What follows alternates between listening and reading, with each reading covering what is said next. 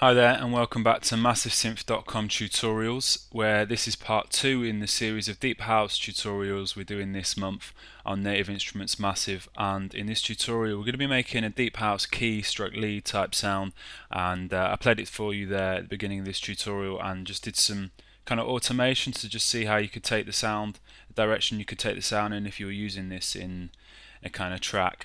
So let's start off by creating a new sound. And if you wanted to take a note of the MIDI sequence I got going there, it's quite a simple sort of sequence really, just to sort of demonstrate the sound.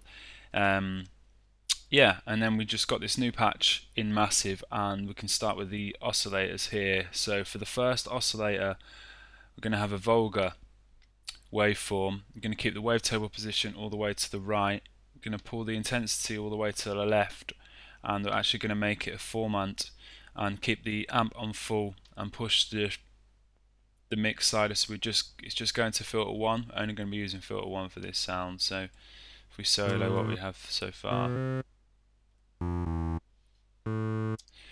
Right, so next up, oscillator 2, turn that on, and for this we're going to have a sine triangle, but we're going to have it all the way to the right, so it's just going to be a triangle wave. I'm going to actually push the pitch up by +7 semitones, keep it on spectrum, intensity on full, amp on full, route to filter 1.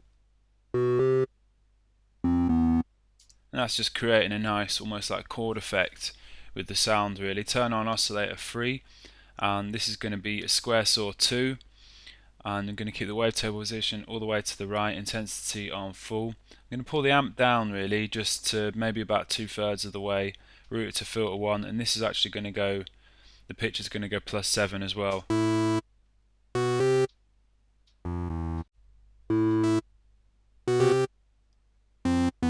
So those oscillator 2 and 3 are just creating a sort of, I think it's a major fifth kind of like chord inversion really, just by going +7 semitones. It just gives a nice musical element to the sound really.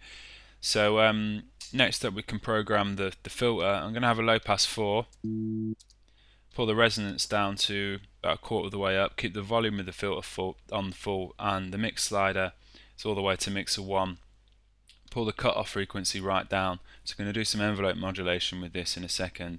So let's just set the amp envelope actually now, and just to sort of make it a bit more kind of plucky really, I'm just going to pull the attack right the way to the left, so we've got a nice sharp attack. Keep the level of the attack on full. The decay can get pushed up a little bit, and just we don't really want too much sustain, so I'm going to pull the sustain right down, push the release up. You won't actually hear the sound now.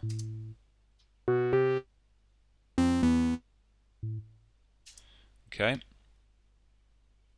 Can actually move to the voicing section next. Just give it 2 voices. Keep it on polyphonic because you might want to do some chords with this sound. And can actually turn the pan position on. And I mean, you could push it to the slider just to give the sound some width. It's not essential, but just have that option in there really. Maybe just kind of drag it a little bit to the right, so you're just increasing the width a little bit, not too much, so it's going to phase if you converted the DAW to mono. So it's just sort of brightening the sound out, really spreading it out across the stereo field. Okay, so let's move to envelope 1 now, and this is going to modulate the cutoff frequency. So drag the crosshair over to the first modulation slot and drag the amount up to not all the way, not full, but just under, just something like that. So now this envelope is controlling the cutoff frequency, and we want to sort of edit this envelope a little bit really, give it a sharper attack, keep the attack level on full, keep the decay around halfway, but pull the sustain right down. So it's a little bit plucky again, push the release up. So it's giving the sound quite a nice shape really, that envelope modulation. And so also this decay here, we'll come to this in a sec because we'll macro this up, and then that's a way we can kind of automate the sound. So I might put some effects in there next just to bring the sound to life a little bit more. So Gonna have a chorus first. Just keep everything the same, but just pull the dry wet down. So that's just giving it a really nice fixed sound, and some delay. Gonna go for the sync delay. Pull the dry wet down a little bit. Push the damp up so we can hear the sort of tops in the delay, the high frequency of the delay. Push the feedback up a bit. The left channel can go 1/8, and the same for the right channel. You can also put some EQ on the sound. Just a bit of high shelf, bit of top end there, maybe drop the lows a little bit.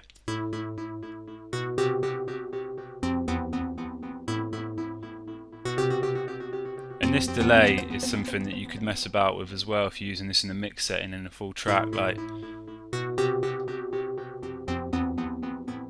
have a completely wet delay, or mess around with the left and right channels. So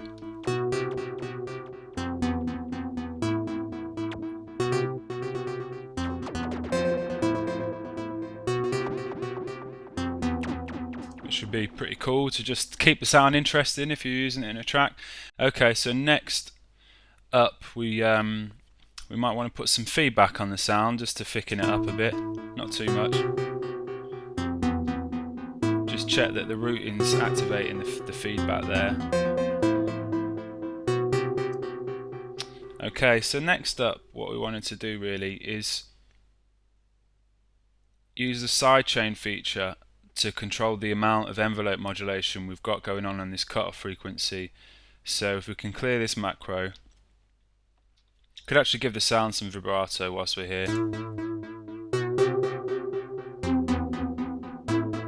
Just wobbling the pitch a little bit, just giving it a bit more of a kind of analogy feel.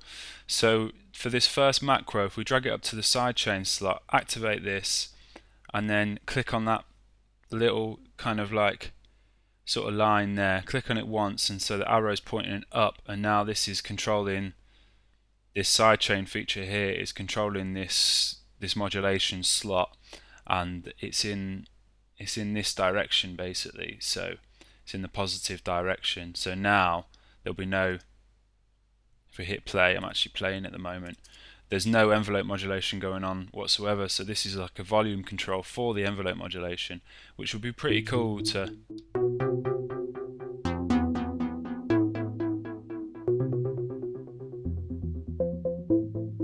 we can automate that, and we can really dub the sound out for breakdowns and stuff, which would be really cool. So that's one of the kind of macros sorted, and the other one I wanted to do was this decay here, because this has quite a big effect on the sound. So drag a macro over here and then just drag it up and all the way to the right. So, and that's just opening that envelope that's controlling this cutoff frequency, that's just opening it up, almost like opening up the filter, but a bit more of a controlled way. So you can name this decay, name this envelope modulation, and that's our sound come together.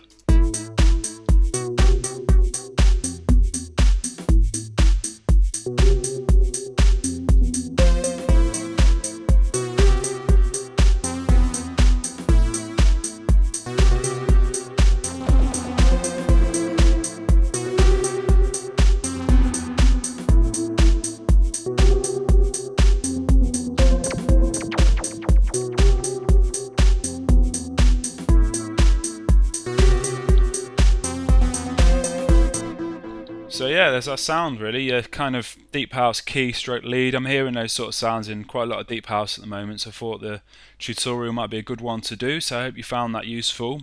Any questions then please get in touch, and thanks for watching. Hope to see you again soon. Cheers, bye.